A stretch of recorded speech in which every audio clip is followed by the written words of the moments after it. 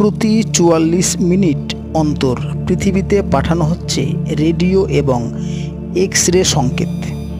সম্প্রতি এমন আবিষ্কারে চক্ষু চোরগাছ বিজ্ঞানীদের।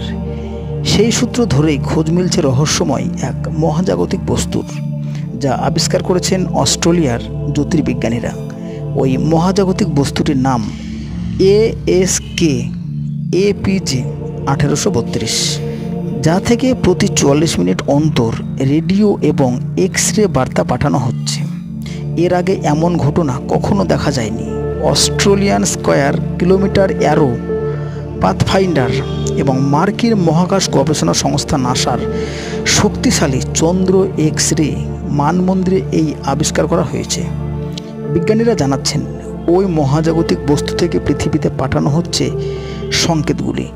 প্রতিটি ঠিক ২ মিনিট করে স্থায়ী হচ্ছে এবং নির্দিষ্ট বিরতির পর পুনরায় একই সংকেত পাঠানো হচ্ছে। এই আচরণকে বিরল বলে মনে করছেন বিজ্ঞানীদের এক অংশ।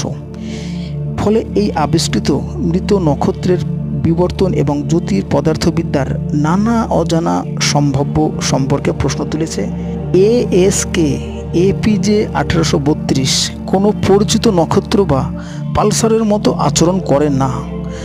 সাধারণ পালসারগুলি থেকে যা পালস বা স্পন্দন নির্গত হয় সেগুলিকে কয়েক মিলিসেকেন্ড বা কয়েক সেকেন্ড পর্যন্ত স্থায়ী হয়, কিন্তু ASK APJ 1832 দীর্ঘ সময় ধরে নির্দিষ্ট ব্যবধানে সংকেত পাঠাচ্ছে, যা ভাবিয়ে তুলছে বিজ্ঞানীদের।